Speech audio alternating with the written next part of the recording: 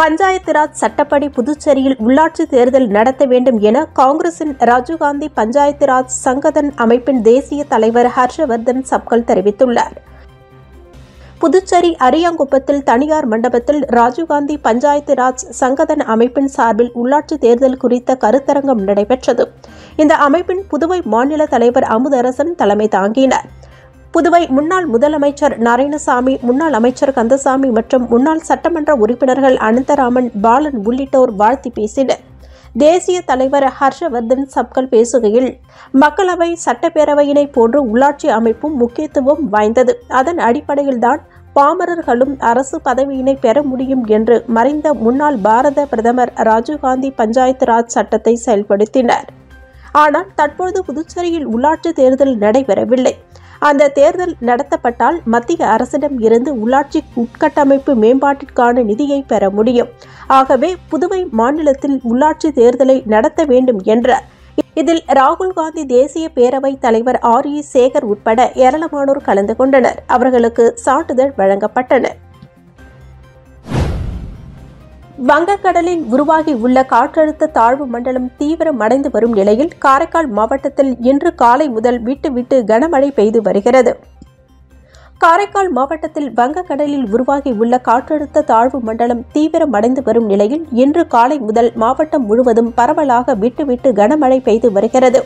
நேற்று காலை முதல் இன்று காலை வரை காரைக்கால் மாவட்டத்தில் சுமார் 9 சென்டிமீட்டர் அளவு மழை பெய்துள்ளது. மேலும் காரைக்கால் மாவட்ட கடலோர மீனவ கிராம பகுதிகளில் கடல் அலை சீற்றமாக காணப்பட்டது.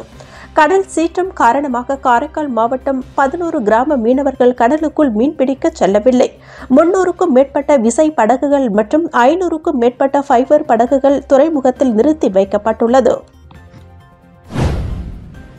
புதுவை மாநிலத்தில் 3 IAS அதிகாரிகளுக்கு கூடுதல் துறைகள் தற்காலிகமாக ஒதுக்கி அறிவிக்கப்பட்டுள்ளது.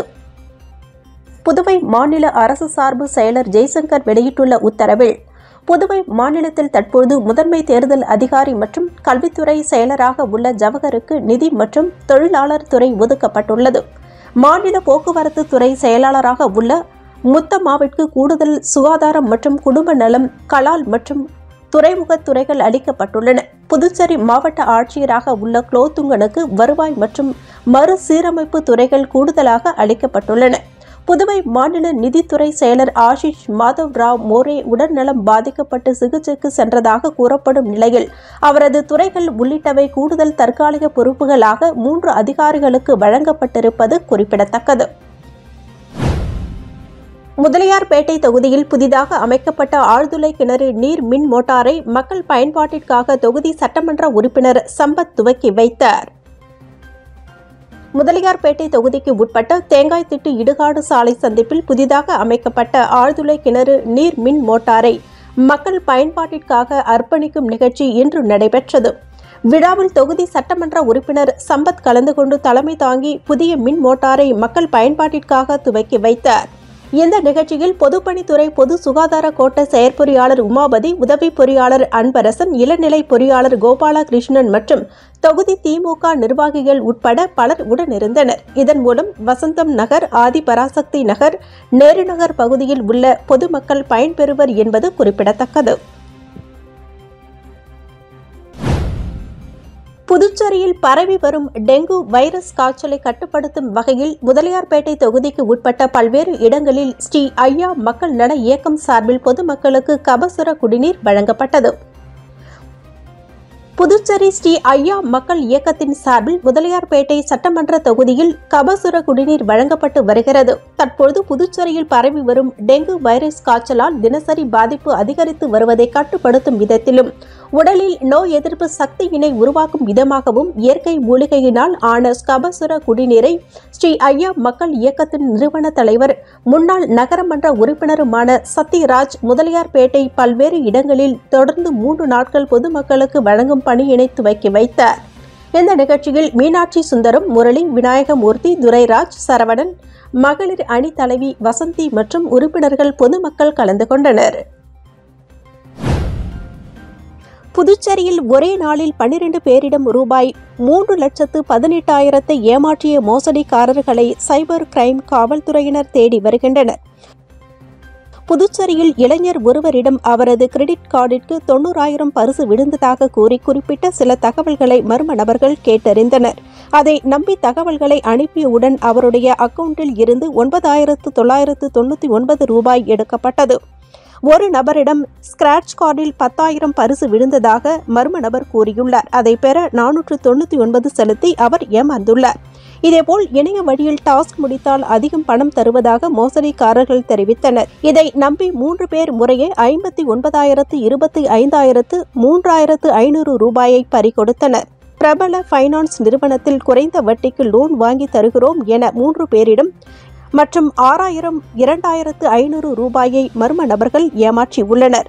தனியார் வங்கியில் இருந்து அனுப்புவது போல் இளைஞர் ஒருவருக்கு மர்ம நபர் ஒரு லிங்கை அனுப்பியுள்ளார். அதில் சில விளம்பரங்களை பதிவிட சொன்னதை அடுத்து அவரும் நம்பி அதில் பதிவிட்டார். அதற்கு பிறகு அவருடைய வங்கிக் கணக்கில் இருந்து 23,000 ரூபாய் எடுக்கப்பட்டது. பாதிக்கப்பட்டவர்கள் அளித்த புகாரை தொடர்ந்து சைபர் கிரைம் காவல்துறையினர் விசாரணை நடத்தி வருகின்றனர். புதுச்சேரி அடுத்த கோட்டக்குப்பத்தில் அமைந்துள்ள 1000 ஆண்டுகள் பழமையான மேற்கு திசை நோக்கி அமைந்துள்ள ஆனந்தீஸ்வரர் கோவிலில் நடைபெற்ற மகா சங்காபிஷேகம் மற்றும் நந்தீஸ்வரர் புதிய மண்டபத்தில் பிரதிஷ்டை விழா வெகு விமர்சையாக நடைபெற்றது. புதுச்சேரியை அடுத்த கோட்டக்குப்பம் கோட்டைமேடு பகுதியில் அமைந்துள்ள 1000 ஆண்டுகள் பழமை வாய்ந்த மேற்கு திசை நோக்கி அமைந்துள்ள ஆனந்தீஸ்வரர் கோவிலில் திருப்பணி பணிகள் முழு வீச்சில் சிறப்பாக நடைபெற்று வருகிறது. அந்த வகையில் இக்கோவிலில் புதிதாக கட்டப்பட்டுள்ள நந்தி மண்டபத்தில் நந்தி பிரதிஷ்டை செய்யும் விழா நடைபெற்றது. இதில் சங்காபிஷேகம், கலச பூஜை, கலச நீர் அபிஷேகம் நடைபெற்று மகா தீபாராதனை காண்பிக்கப்பட்டது. இதைத் தொடர்ந்து புதிய மண்டபத்தில் நந்தி பகவானை பிரதிஷ்டை செய்து சிவன், பார்வதி உற்சவர் உட்புறப்பாடும் வெகு விமர்சையாக நடைபெற்றது. மேலும் மேற்கு பார்த்த சிவாலயத்திற்கு செல்வது 100 சிவாலயங்களுக்கு சென்றதற்கு சமம் என்பதால் புதுச்சேரி அருகில் 1000 ஆண்டுகள் பழமையான மேற்கு நோக்கி அமைய பெற்ற ஒரே சிவாலயமான ஆனந்தீஸ்வரர் ஆலயம் என்பது ஒரு தனி சிறப்பாக பக்தர்களால் போற்றப்பட்டு வருகின்றது குறிப்பிடத்தக்கது. மேலும் நந்தீஸ்வரர் புதிய மண்டபத்தில் பிரதிஷ்டை விழாவிற்கான ஏற்பாடுகளை ஆனந்தீஸ்வரர் கோவில் பரம்பரை அறங்காவலர் வழக்கறிஞர் இந்திரஜித், ஆலய அர்ச்சகர் மூர்த்தி மற்றும் பக்தர்கள், ஊர் பொதுமக்கள் உள்ளிட்டோர் கலந்து கொண்டு சிறப்பித்தனர். வங்கக்கடலில் உருவாகியுள்ள காற்றழுத்த தாழ்வு மண்டலம் தீவிரமடைந்த நிலையில் காரைக்கால் மாவட்டத்தில் பெய்து வரும் தொடர் மழை காரணமாக சுமார் 2,000 ஏக்கர் விளை நிலங்கள் நீரில் மூழ்கியுள்ளதால் விவசாயிகள் வேதனையடைந்துள்ளனர். புதுச்சேரி மாநிலம் காரைக்கால் மாவட்டத்தில் நேற்று காலை முதல் பரவலாக விட்டு கனமழை பெய்து வருகிறது. வங்கக்கடலில் உருவாகியுள்ள காற்றழுத்த தாழ்வு மண்டலம் தீவிரமடைந்து வெங்கன் புயலாக மாறவுள்ள நிலையில் டெல்டா மாவட்டங்கள், குறிப்பாக காரைக்கால் மாவட்டத்தில் பரவலாக விட்டு கனமழை பெய்து வருகிறது. இன்று காலை வரை சுமார் 9 சென்டிமீட்டர் மழை பெய்துள்ள நிலையில் மாவட்டத்தின் பல்வேறு பகுதிகளில் உள்ள குடியிருப்பு மற்றும் சுமார் 2,000 ஏக்கர் விவசாய நிலங்கள் நீரில் மூழ்கியுள்ளன. காரைக்கால் அடுத்த தலத்தெரு மேற்கு பகுதியில் அமைந்துள்ள சுமார் 200 ஏக்கர் விளை நிலங்கள் மழை நீரில் மூழ்கியுள்ளது. விளைநிலங்கள் நடுவே செல்லும் விழுப்புரம் நாகை நெடுஞ்சாலை பணிகள் நடைபெற்று வருவதால் சாலையின் இருபுறமும் பாசன வாய்க்கால் மற்றும் வடிகால்கள் தூர்வாரப்படாமல் சீரமைக்கப்படாமல் உள்ளதால் மழைநீர் வடியாமல் பயிர்கள் மூழ்கி பாதிப்பு ஏற்பட்டுள்ளதாக விவசாயிகள் வேதனை தெரிவித்துள்ளனர். புதுச்சேரி அதிமுக இளைஞர் மற்றும் இளம் பெண்கள் பாசறையின் மாநில செயலாளர் தமிழ் வேந்தன் முன்னிலையில் புதிய நிர்வாகிகள் புதுவை மாநில செயலாளர் அன்பழகனை சந்தித்து வாழ்த்து பெற்றனர். புதுச்சேரி அதிமுகவிற்கு மாநில மற்றும் தொகுதி வாரியாக புதிய நிர்வாகிகளை அதிமுக பொதுச் செயலாளர் எடப்பாடி பழனிசாமி அறிவித்தார். அதன்படி புதிதாக அறிவிக்கப்பட்ட நிர்வாகிகள் மாநில செயலாளர் அன்பழகனை நேரில் சந்தித்து வாழ்த்து பெற்று வருகின்றனர். அந்த வகையில் அதிமுக இளைஞர் மற்றும் இளம் பெண்கள் பாசறையின் மாநில செயலாளர் தமிழ் வேந்தன் தலைமையில் புதிய நிர்வாகிகள் அறிமுகம் மற்றும் ஆலோசனை கூட்டம் உப்பளத்தில் உள்ள தலைமை அலுவலகத்தில் நடைபெற்றது. இதில் சிறப்பு அழைப்பாளராக புதுவை மாநில செயலாளர் அன்பழகன் கலந்து கொண்டு புதிய நிர்வாகிகளுக்கு வாழ்த்து தெரிவித்து சிறப்புரையாற்றினார். இந்த நிகழ்ச்சியில் இளைஞர் மற்றும் இளம்பெண்கள் பாசறை மாநில தலைவர் தீபிகாவதி, மாநில துணைத் தலைவர்கள் மணவாளன், சுபாஷ், மாநில இணை செயலாளர்கள் சூர்யா, நஜித், மதன்குமார், விக்னேஷ், மாநில துணை செயலாளர்கள் லோகேஷ், கார்த்திக், திருமலை மற்றும் மாநில பொருளாளர் ராஜா உட்பட நிர்வாகிகள் திரளாக கலந்து கொண்டனர். புதுச்சேரி மதகடிப்பட்டு கடை வீதி அருகே மோட்டார் சைக்கிளை திருடிச் சென்ற நபரை திருபுவனை காவல்துறையினர் கைது செய்தனர். சென்னையைச் சேர்ந்த வெங்கடேசன் என்பவர் கடந்த ஜூலை மாதம் மதகடிப்பட்டு கடை வீதி அருகே நிறுத்தி வைக்கப்பட்டிருந்த தனது மோட்டார் சைக்கிளை காணவில்லை என திருபுவனை காவல் நிலையத்தில் புகார் அளித்திருந்தார். அதன் பேரில் திருபுவனை காவல்துறையினர் வழக்கு பதிவு செய்து விசாரணை செய்து வந்தனர். இந்நிலையில் திருபுவனை காவல்துறையினர் நேற்று கொத்தபுரி நத்தம் சாலையில் வாகன சோதனையில் ஈடுபட்டிருந்த போது வேகமாக வந்த நபரை பிடித்து விசாரணை மேற்கொண்டனர். அப்போது அவர் முன்னுக்கு பின் முரணாக பதில் அளித்ததால் சந்தேகமடைந்த காவல்துறையினர் அவரை காவல் நிலையம் அழைத்துச் சென்று விசாரணை மேற்கொண்டனர். விசாரணையில் சிவராந்தகம் கிராமத்தைச் சேர்ந்த தேவன் என்பதும் கடந்த ஜூலை மாதம் காணாமல் போன வெங்கடேசனின் மோட்டார் சைக்கிளை திருடியதும் தெரியவந்தது. இதனை அடுத்து வழக்கு பதிவு செய்த காவல்துறையினர் தேவனை நீதிமன்றத்தில் ஆஜர்படுத்தி காலப்பட்டு மத்திய சிறையில் அடைத்தனர். புதுவை மத்திய பல்கலைக்கழக தொழில்நுட்பத்துறை சார்பில் வடிவமைக்கப்பட்ட மின்முனை பொருட்களுக்கான லித்தியம் காற்று பேட்டரிகள் மற்றும் ஹைபிரிட் ஆற்றல் சேமிப்பு சாதனத்திற்கு 3 காப்புரிமைகளை மத்திய கட்டுப்பாட்டாளர் பிரிவு வழங்கியுள்ளது.